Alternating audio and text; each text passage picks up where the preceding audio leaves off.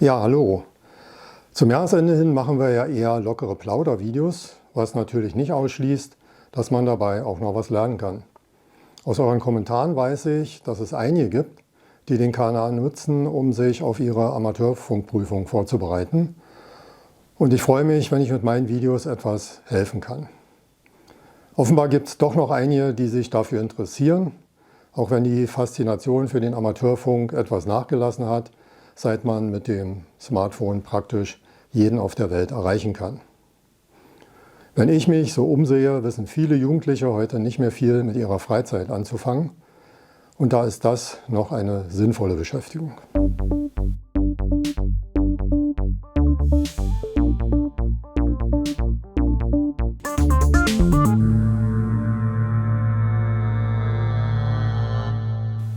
Herzlich willkommen auf Technik selbst erlebt.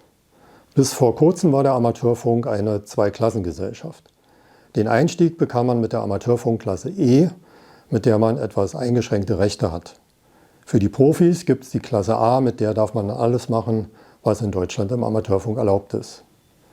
Seit dem letzten Jahr gibt es eine neue Einsteigerklasse, die Klasse N. Die Anforderungen sind nochmal etwas geringer, allerdings darf man auch nicht so viel machen. Da ich früher selbst mal mit dem Gedanken gespielt habe, in den Amateurfunk einzusteigen, interessiert mich natürlich, was in den Prüfungen verlangt wird und ob das zu schaffen ist. Deshalb will ich mit euch zusammen einen großen Teil der Prüfungsfragen durchgehen.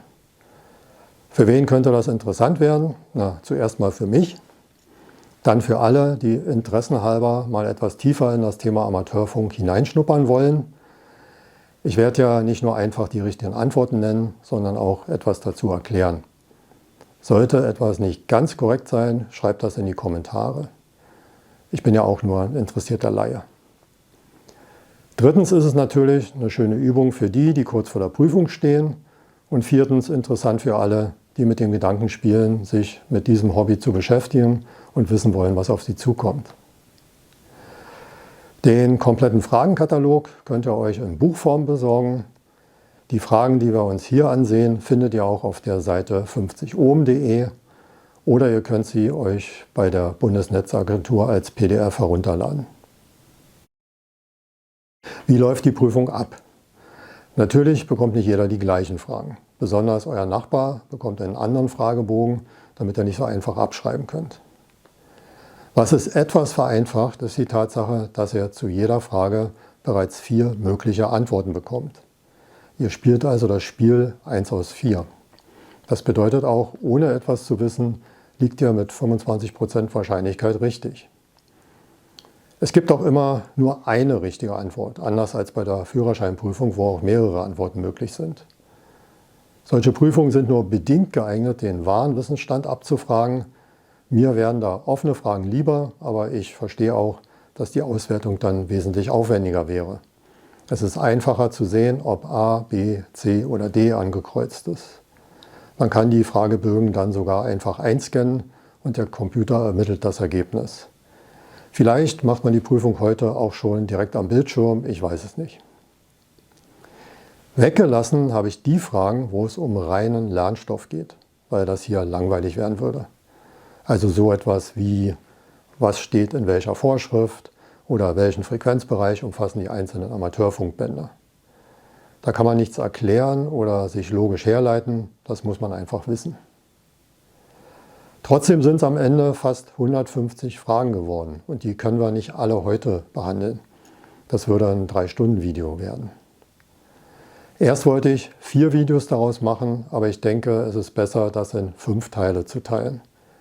Die gibt es jetzt an jedem Adventssonntag und den letzten Teil zu Heiligabend. Bevor wir uns mit den Fragen beschäftigen, sehen wir uns die wichtigsten Unterschiede der 3 Amateurfunkklassen an. In der Klasse N ist man beschränkt auf das 10 Meter Kurzwellenband, das 2 Meter Band im UKW-Bereich und das 70 cm UHF-Band bei einer Maximalleistung von 10 Watt. Was die Abkürzung dahinter bedeutet, klären wir noch bei den Fragen. Man darf eigene Relaisstationen betreiben, das sind ganz vereinfacht gesagt kleine automatische Stationen, die das Signal weitergeben und die Reichweite erhöhen. Und man kann auch eine Clubstation einrichten, die dann von mehreren Amateurfunkern parallel genutzt werden kann. Mit der E-Lizenz kommt dann das 160 Meter Band dazu, was schon im Mittelwellenbereich liegt. Außerdem 80 Meter, 15 Meter, 6 Meter, 23 Zentimeter und 13 Zentimeter, allerdings mit verringerter Leistung. Maximal kann man Sender bis 100 Watt betreiben und auch einen Ausbildungsfunkbetrieb durchführen. Das heißt, man lässt Amateurfunklehrlinge unter Aufsicht an der eigenen Station arbeiten. Mit Klasse A kann man dann alle zugelassenen Frequenzbänder nutzen mit einer Leistung bis zu 750 Watt. Außerdem kann man Funkstationen fernsteuern. Aber legen wir jetzt los mit einer bunten Mischung aus Fragen zu Vorschriften, Betriebsabläufen und Technik. Frage 1. Was gilt in Bezug auf den Empfang von Amateurfunkaussendungen? Sehen wir uns mal an, was man uns da als Antworten anbietet. A. Die Anerkennung als SWL ist erforderlich in Verbindung mit der Mitgliedschaft in einer Amateurfunkvereinigung. Was bedeutet SWL? Das ist die Abkürzung für Shortwave Listener, zu Deutsch Kurzwellenhörer. B. Es dürfen nur TKG zugelassene Empfangsgeräte verwendet werden. Das Empfangsgerät spielt da gar keine Rolle, deshalb können wir diese Antwort schon mal ausschließen. C. Es bedarf der Zuteilung eines Hörerrufzeichens aus der DE-Reihe. Das ist quasi das gleiche wie A, denn als anerkannter SWL kann ich mir ein eigenes Hörerkennzeichen zulegen. Rufzeichen kann man es ja nicht nennen, denn man sendet ja nicht. Die richtige Antwort ist allerdings D. In Deutschland ist es verboten, kommerzielle Funkdienste abzuhören, wie Flugfunk oder Polizeifunk. Beim Abhören von Amateurfunksendungen gibt es da keine Einschränkungen, da gibt es keine Geheimnisse. Jeder kann den Amateurfunkern bei ihrer Arbeit zuhören. Die Frage ist jetzt, welchen Sinn macht es, sich ein eigenes Hörerkennzeichen zuzulegen? Zum normalen Zuhören ist es erstmal nicht erforderlich. Man braucht es aber, wenn man an einem Contest, also einem Wettbewerb, teilnehmen will. Amateurfunker veranstalten ja regelmäßig irgendwelche Wettbewerbe und es gibt auch reine Hörerconteste. Da geht es dann zum Beispiel darum, dass man in einer bestimmten Zeit möglichst viele weit entfernte Stationen hört. Die Frage ist, wie weise ich das denn jetzt nach? Es ist üblich, dass sich Amateurfunker Empfangsbestätigungen senden, meist in Form einer sogenannten QSL-Karte. Da steht dann das eigene Kennzeichen drauf, Ort, Zeit und der Empfangsbericht. Als Teilnehmer an so einem Hörercontest sende ich dann meine QSL-Karte, meinen Empfangsbericht an die Sendestation. Und die bestätigt mir das dann mit ihrer eigenen QSL-Karte. So kann ich dann nachweisen, dass ich die Station zu der Zeit empfangen habe. Die Sendestation ist natürlich auch an solchen Empfangsberichten interessiert, denn sie möchte ja wissen, wie sie an einem bestimmten Ort zu empfangen ist. Frage 2 ist so ein schönes Beispiel, dass man im Amateurfunk eine Menge Abkürzungen beherrschen muss. Wie wird die Taste am Mikrofon bezeichnet, mit der man einen Transceiver auf Sendung schalten kann? Vielleicht erstmal zur Erklärung für die, die es nicht wissen, was heißt Transceiver. Das ist eine Wortkombination aus Transmitter und Receiver, also Sender und Empfänger, also eine Sender-Empfangsstation. Wenn zwei Funkstationen auf der gleichen Frequenz arbeiten, dann kann immer nur einer senden und einer muss hören. Und deshalb wird der Sender immer nur eingeschaltet, wenn jemand was zu sagen hat. Und das passiert meistens, indem man am Mikrofon eine Sendetaste drückt. Wie heißt die? Ich sage schon mal die richtige Lösung. Das ist C, PTT oder PTT. Das ist die Abkürzung für Push to Talk. Auf Deutsch einfach drücken, um zu sprechen. Das ist also eigentlich selbsterklärend. Jetzt wäre natürlich interessant zu wissen, was bedeuten denn die anderen Abkürzungen. SSB.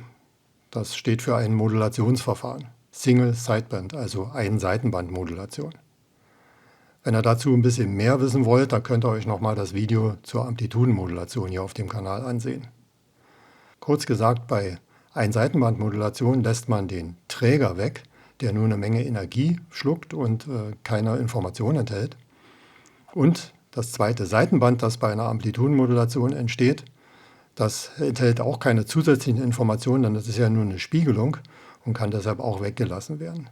Man kann also jetzt die gesamte Energie auf die Ausstrahlung des einen Seitenbandes konzentrieren und außerdem wird dadurch die Bandbreite so eines Senders kleiner, sodass man mehr Sender nebeneinander platzieren kann. Antwort D steht damit im Zusammenhang.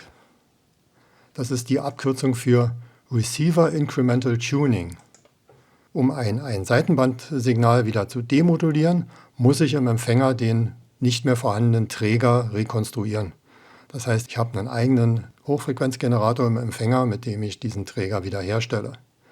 Der muss sich jetzt aber genau auf der richtigen Frequenz und im richtigen Abstand zu dem Seitenband befinden, weil sonst ist das Signal frequenzverschoben und klingt etwas unverständlich. Deshalb macht es Sinn, am Empfänger eine Vorrichtung zu haben, um die eigene Generatorfrequenz etwas gegenüber der eigenen Sendefrequenz zu verschieben, um so die Verständlichkeit der Gegenstation zu verbessern. So, also B und D haben mit dem Thema gar nichts zu tun. Das Einzige, was so ein bisschen in die Richtung geht, das wäre Antwort A. Bei einer VOX erfolgt die Umschaltung von Empfang auf Senden sprachgesteuert und nicht über eine Taste. Die nächsten Fragen haben zwar entfernt etwas mit Amateurfunk zu tun, sind aber eigentlich reine Matheaufgaben. Ja, Stoff 5. Klasse, Bruchrechnung. Ein 20 Meter langer Draht wird bei 2/3 seiner Länge zertrennt. Wie lang sind die resultierenden Stücke in etwa? Wir wollen also wissen, wie viel ist 1/3 und 2/3 von 20 Meter. Ich weiß nicht, ob bei der Prüfung Taschenrechner erlaubt ist, aber da wir ja 4 Antworten vorgegeben kriegen, kann man auch ohne Taschenrechner per Überschlag die richtige Lösung finden. Ja, wir müssen also rechnen, 20 geteilt durch 3, dann haben wir 1/3 der Länge. Das lässt sich nicht so einfach ohne Rest dividieren. Wer aber das Einmal-Eins kennt, der weiß, 21 durch 3 funktioniert ganz gut. Das wäre nämlich 7. Und wenn ich 20 durch 3 teile, dann ist es etwas weniger als 7. Ja, damit fallen schon mal die Antworten A und B weg. Und auch Antwort D ist mit 5,56 Meter für 1/3 der Länge ein bisschen sehr kurz. Richtige Antwort ist also C. Laut Datenblatt wiegen 100 Meter eines bestimmten Drahtes 210 Gramm. Ein vorliegendes Drahtstück desselben Materials wiegt 55 Gramm. Wie lang ist das Drahtstück in etwa? Auch das machen wir wieder per Überschlag. 55 Gramm ist etwa 1/4 von 210 Gramm. Ein klein wenig mehr. 100 Meter durch 4 sind 25 Meter. Das Drahtstück muss also eine Länge von etwas mehr als 25 Meter haben. A und C sind zu weit weg, auch Antwort B ist wesentlich mehr, bleibt also nur Antwort D, 26,2 Meter. Aus 250 Meter Draht sollen Antennen hergestellt werden. Pro Antenne werden 18,5 Meter benötigt. Wie viele Antennen können maximal aus dem vorhandenen Draht hergestellt werden? Das ist jetzt mit Überschlag ein bisschen schwierig, weil die Antworten ziemlich dicht beieinander liegen. Also entweder kann man den Taschenrechner benutzen, wenn nicht, muss man es schriftlich machen. Wir müssen 250 durch 18,5 teilen. Das sind etwa 13,5. Das heißt, wir kriegen 13 ganze Antennen raus und es bleibt ein kleiner Rest. Die richtige Antwort ist also A. Jetzt kommt eine Frage, bei der ich selber so ein bisschen am Zweifeln war. Woran erkennt man eine Amateurfunkstelle im Funkbetrieb? A. An der Modulation, B. am benutzten Frequenzbereich, C. an der verwendeten Sendeart und D. am Amateurfunkrufzeichen. Antwort A, die kann man eindeutig ausschließen. Ich kann mit verschiedenen Modulationsarten senden, auch im Amateurfunk. Ob das eine Amplitudenmodulation ist, Frequenzmodulation, das ist völlig uninteressant. Daran kann man jetzt nicht festmachen, ob es sich um eine Amateurfunkstation handelt. Was mir ein bisschen Bauchschmerzen macht, ist Antwort B, am benutzten Frequenzbereich. Denn rein theoretisch wäre das eine Möglichkeit, denn laut dem, was ich bisher gelesen habe, sind die Amateurfunkbänder auch ausschließlich nur für Amateurfunker zugelassen. Und deshalb sollten sich in diesen Frequenzbändern auch keine anderen Funkdienste tummeln. Aber offensichtlich ist es doch so, denn die Antwort ist leider auch falsch. C, an der verwendeten Sendeart. Ja, auch das ist kein Erkennungsmerkmal. Ich kann in Telegrafie, ich kann in Telefonie, also per Sprache senden und wie gesagt alle Modulationsarten benutzen. Auch das ist kein besonderes Merkmal für einen Amateurfunker. Das, was wirklich eindeutig ist, und das ist dann hier auch die richtige Antwort, das ist Antwort D. Jeder Amateurfunker hat sein Amateurfunkrufzeichen und die werden nach einem bestimmten System vergeben. Und an dem Aufbau dieses Rufzeichens kann man erkennen, dass es sich hier um eine Amateurfunkstation handelt. Wann muss der Funkamateur sein Rufzeichen nennen? A. Mindestens alle 15 Minuten während einer Funkverbindung. B. Auf Verlangen einer anderen am Funkverkehr beteiligten Funkstelle. C. Am Anfang und am Ende jeder Funkverbindung sowie mindestens alle 10 Minuten. Oder D. Spätestens 5 Minuten nach einer ununterbrochenen Aussendung. Das ist wahrscheinlich die Vorschrift, die am meisten verletzt wird. Richtig ist Antwort C. Man muss sein Rufzeichen am Anfang und am Ende der Funkverbindung nennen und dann mindestens alle 10 Minuten.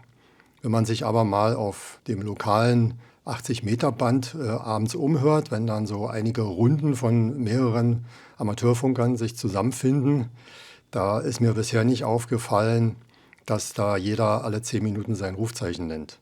Die kennen sich so gut untereinander, die reden sich eher mit Vornamen an. Also da kann sich ja gerne mal Amateurfunker dazu äußern, wer hält sich wirklich an diese Regel und wiederholt alle 10 Minuten sein Rufzeichen. Bei der nächsten Frage geht es darum, dass man bestimmte Begriffe oder Worte zur besseren Verständlichkeit buchstabiert, unter anderem das Rufzeichen. Und im Amateurfunkbetrieb hat man sich darauf geeinigt, das internationale Buchstabieralphabet zu benutzen. Übrigens müssen sich daran auch jetzt die Mitarbeiter der Deutschen Bahn mit dem neuen Fahrplanwechsel jetzt im Dezember gewöhnen, denn da werden die Kommunikationsregeln geändert. Und man stellt vom deutschen auf das internationale Buchstabieralphabet um. Manche kennen es auch als NATO-Buchstabieralphabet. Also zukünftig nicht mehr Anton Bertha Cäsar, sondern Alpha Bravo Charlie. Hier in der Frage geht es jetzt einfach mal um ein Beispiel. Wie spreche ich denn nun das Rufzeichen DO9XJZ aus? Delta Oscar 9, das haben wir ja in allen 4 Antworten, das ist auch richtig. X spricht man nicht Xavier, sondern X-Ray. J heißt nicht Japan, sondern Juliet. Und Z heißt nicht Zebra, sondern Zulu. Und damit ist natürlich Antwort B die richtige. Aber das ist was, das muss man einfach üben. Jetzt geht es wieder um Abkürzungen. Die werden wir hier nicht loswerden. Was bedeutet die betriebliche Abkürzung CQ im Amateurfunk? A. Große Entfernung. B. Contest Query. C. Allgemeiner Anruf. D. Telegrafie. Antwort B, die könnten wir eigentlich schon ausschließen, weil das ist einfach zu offensichtlich. Das wäre natürlich einfach, wenn das einfach die Abkürzung für Contest Query war, aber das hat nichts mit einer Anfrage für einen Wettbewerb zu tun. Deshalb ist Antwort B nicht richtig. Große Entfernung. Ja, für große Entfernung gibt es auch eine Abkürzung, die heißt allerdings DX. DX, das ist die Abkürzung für Distance Exchange. Ja, und damit sind alle Sender gemeint, die eine entsprechend große Entfernung von meinem Standort haben. Telegrafie, das ist das, was man landläufig als Morsen bezeichnet. Das wird abgekürzt mit CW, das steht für Continuous Wave, weil da ein unmodulierter Träger gesendet wird. Richtig ist C, der allgemeine Anruf. Und wie die Abkürzung zustande kommt, ist auch ganz witzig. CQ, wenn man das Englisch ausspricht, dann hört sich das an wie Seek You, was deutsch so viel heißt wie ich suche dich. Wenn ich eine Verbindung aufbauen will, dann suche ich mir im Amateurfunkband eine freie Frequenz und starte dann einen allgemeinen Anruf. CQ heißt so viel wie an alle. Jeder, der mich hört, darf mir antworten. Ich suche also irgendeinen Gesprächspartner. Im Gegensatz dazu, wenn ich jetzt eine bestimmte Station rufen würde, dann würde ich ganz konkret eine Station mit ihrem Rufzeichen ansprechen. Man kann diesen allgemeinen Anruf aber noch ein bisschen eingrenzen. Wenn ich zum Beispiel rufe CQDX, dann will ich nur Verbindung mit Stationen, die entsprechend weit von mir entfernt sind. Das ist das Zeichen für alle die in meiner Umgebung sitzen, dass sie da bitte nicht drauf antworten sollen. Ich kann den Anruf auch darauf beschränken, dass ich nur mit einer Station aus einem bestimmten Land sprechen will. Dann gebe ich die entsprechende Landeskennung an. Wenn ich also mit einer Station in Neuseeland Kontakt aufnehmen will, dann rufe ich CQZL, das ist der Landeskenner für Neuseeland. Ich suche da aber nicht eine bestimmte Station, sondern will nur mit irgendeiner Station in Neuseeland Kontakt haben. Deswegen auch hier ein allgemeiner Anruf. So, wie funktioniert denn dieser Anruf jetzt ganz konkret? Sie möchten einen allgemeinen Anruf in Telefonie, also eine Sprachverbindung, im 10-Meter-Band beginnen. Sie finden eine Frequenz, auf der Sie keine Signale hören. Wie gehen Sie vor? A. Ich frage 2- bis 3-mal, ob die Frequenz besetzt ist. Erfolgt keine Antwort, rufe ich CQ. Da ich auf der Frequenz kein Signal höre, kann ich mit meinem CQ-Ruf beginnen. Ich beobachte die Frequenz für einige Sekunden. Wenn ich weiterhin keine Signale höre, rufe ich CQ. Oder D. Ich stimme meinen Sender auf der Frequenz ab und starte dann meinen CQ-Ruf. Wir haben ja schon gesagt, dass die meisten Stationen erstmal im Empfangsmodus sind, also gar kein Signal aussenden. Nur weil ich auf einer bestimmten Frequenz nichts höre, heißt das nicht, dass da nicht schon eine Verbindung bestehen kann. Es kann ja auch sich um eine kurze Sprechpause handeln. Deshalb ist hier auf jeden Fall Antwort A die richtige. Wenn man eine Frequenz gefunden hat, von der man denkt, dass sie frei ist, dann fragt man einfach mal, ob dort irgendjemand anderes diese Frequenz gerade benutzt. Wenn dort bereits eine Verbindung besteht, dann sind ja beide auf Empfang und dann werden die sich auch melden und sagen, nein, wir haben gerade diese Frequenz hier in Benutzung. Und da muss man sich eine andere suchen.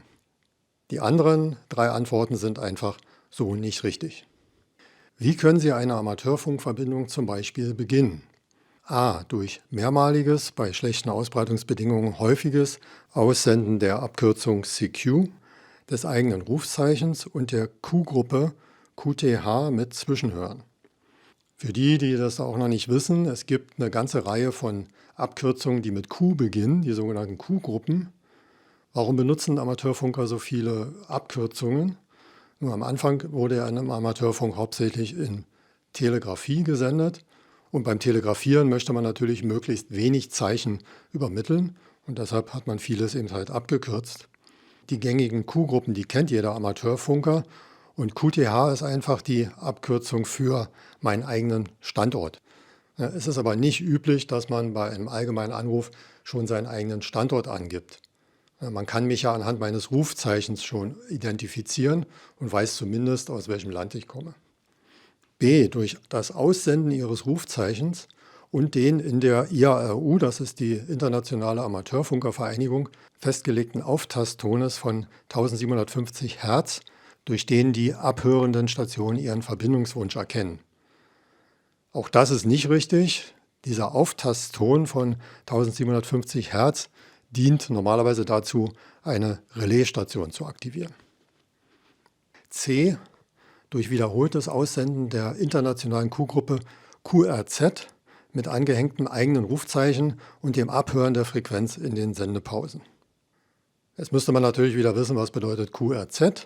QRZ ist eigentlich eine Frage, wie lautet dein Rufzeichen?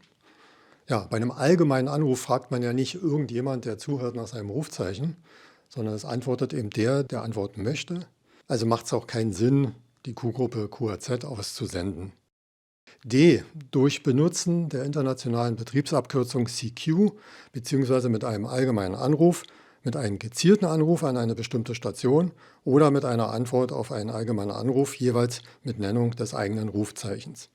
Antwort D ist richtig. Das haben wir ja schon in den Folienfragen geklärt. Ich mache einen allgemeinen Anruf mit dem Kürzel CQ, rufe entweder eine bestimmte Station mit ihrem Rufzeichen oder ich kann natürlich auch selbst auf einen allgemeinen Anruf antworten und stelle mich dann natürlich mit meinem Rufzeichen vor. Und wie man richtig antwortet, das klären wir in der nächsten Frage. Wie sollten Sie antworten, wenn jemand in Telefonie CQ ruft? Ich rufe ebenfalls CQ und nenne das Rufzeichen der rufenden Station mindestens 3-mal. Anschließend sage ich mindestens 5-mal, hier ist und dann das eigene Rufzeichen. B. Ich nenne mein Rufzeichen und fordere die rufende Station auf einer anderen Frequenz weiterzurufen, mindestens 2-mal. C. Ich nenne das Rufzeichen der rufenden Station mindestens 5-mal und anschließend sage ich mindestens einmal, hier ist und dann das eigene Rufzeichen. D. Ich nenne das Rufzeichen der rufenden Station 1-mal, anschließend sage ich einmal, hier ist, dann mein eigenes Rufzeichen, bitte kommen. So, wenn ihr die Wahl hättet, welche Antwort würdet ihr wählen? Richtig ist Antwort D. Das hatten wir ja schon so ungefähr jetzt besprochen. Ich antworte der rufenden Station, indem ich sie mit ihrem Rufzeichen anspreche und stelle mich dann mit meinem Rufzeichen vor. Es gibt auch erstmal keinen Grund, irgendwelche Rufzeichen dreimal oder fünfmal zu wiederholen, es sei denn, ich werde dazu aufgefordert, weil irgendwas unverständlich war. Ihr Rufzeichen ist Delta Hotel 7 Romeo Whisky. Sie hören unvollständig nur 7 Romeo Whisky. Wie reagieren Sie? A. Ich antworte, hier ist Delta Hotel 7 Romeo Whisky, wurde ich gerufen? B. Ich antworte, bitte QSL. C. Ich antworte, bitte QSY. Oder D. Ich freue mich auf eine Antwort aus 7R, das wäre Algerien. Um die Frage zu beantworten, müssen wir natürlich erstmal wieder die Q-Gruppen klären. QSL ist eine Verbindungsbestätigung. Darüber haben wir ja schon geredet, dass man QSL-Karten nach einer erfolgreichen Verbindung verschickt als Empfangsbestätigung. QSY ist die Aufforderung an eine Station, die Frequenz zu wechseln. Auch das macht keinen Sinn, das hat schon in der Folienfrage keinen Sinn gemacht. Ja, Antwort D ist natürlich auch Unsinn. Richtig ist hier Antwort A. Ich frage einfach nach, ob ich gemeint war und dann wird die andere Station ja nochmal ihren Anruf wiederholen. So, interessant ist jetzt natürlich noch, was passiert nach einer Verbindung. Sie haben eine Funkverbindung mit einer vorher CQ rufenden Station beendet. Anschließend werden Sie von einer anderen Station gerufen. Wie verhalten Sie sich? Also ich habe auf einen allgemeinen Anruf einer Station geantwortet, das Gespräch ist beendet und jetzt werde ich ganz konkret plötzlich von einer anderen Station gerufen. Was mache ich? A. Ich verständige mich mit der neuen Gegenstation auf eine andere Frequenz und führe dort das QSO weiter. QSO ist übrigens die Abkürzung für Funkverbindung. B. Ich reagiere nicht auf den Anruf, weil die Frequenz der Station gehört, die CQ gerufen hat. Da ist ein Teil Wahrheit dran, denn die Frequenz gehört jetzt eigentlich der Station, die ursprünglich CQ gerufen hat. Denn der Amateurfunker hat sich ja vorher eine freie Frequenz gesucht, um ungestört Gespräche führen zu können. Die Frequenz gehört ihm natürlich nicht im juristischen Sinne, aber er hat sie sich eben halt eventuell sogar mühsam rausgesucht als freie Frequenz. Und die kann ich ihm jetzt nicht einfach wegnehmen und da auf der Frequenz weitersprechen, denn er will ja höchstwahrscheinlich noch weitere Gespräche führen. Und da wäre es grob unhöflich, ihm zu sagen, komm, ich spreche jetzt hier weiter, such dir mal eine neue Frequenz. Ja, also in dem Sinne gehört die Frequenz also erstmal der Station, die ursprünglich CQ gerufen hat. Einzige Ausnahme wäre, wenn der Amateurfunker dann zu mir sagt, okay, ich mache für heute Schluss, du darfst jetzt auf der Frequenz weitersprechen. Allerdings ist es auch nicht schön, auf den Anruf einer anderen Station gar nicht zu antworten. C. Ich gehe etwa 1 Kilohertz neben die bisherige Frequenz und rufe dort die anrufende Station. Das macht irgendwie gar keinen Sinn, denn 1 Kilohertz daneben bin ich sehr schlecht verständlich und würde trotzdem die ursprüngliche Frequenz damit stören. Das macht also gar keinen Sinn. D. Ich bleibe auf der Frequenz und tätige ein QSO mit der neu rufenden Station. Das hat man ja schon geklärt, das wäre jetzt grob unhöflich dem gegenüber, der als erster diese Frequenz benutzt hat. Richtig ist deshalb Antwort A. Der andere Funkamateur hat sicherlich nichts dagegen, wenn ich mich mal ganz kurz mit der anderen Station verständige und dann sage, okay, wir suchen uns eine neue Frequenz und dann können wir da in Ruhe sprechen. Was versteht man unter dem RST-Rapport? Es ist eine Kurzformel. A, um die Sendeleistung zu beschreiben, B, um den Ionosphärenzustand zu beschreiben, C, um die Empfangsqualität zu beschreiben oder D, um die Sonnenfleckenaktivität zu beschreiben. 2 Antworten können wir gleich mal rausnehmen. Das hat also nichts mit dem Ionosphärenzustand oder der Sonnenfleckenaktivität zu tun, höchstens indirekt. Antwort A kann so auch nicht stimmen. Die Sendeleistung, die kenne ich als Empfänger ja gar nicht. Die Gegenstation weiß selbst, mit welcher Leistung sie sendet. Der RST-Report ist eine allgemeine Beschreibung der Empfangsqualität. Und deshalb ist Antwort C richtig. So, was bedeutet denn jetzt RST? Da haben wir jetzt hier wieder 4 Antwortkombinationen zur Auswahl. R steht für Readability, das heißt Lesbarkeit. Lesbarkeit kann man auch übersetzen mit Verständlichkeit. Wie gut ist der andere zu verstehen? Gibt es Verzerrungen, gibt es Störungen oder ähnliches? Das wird nach einem Notensystem von 1 bis 5 eingestuft.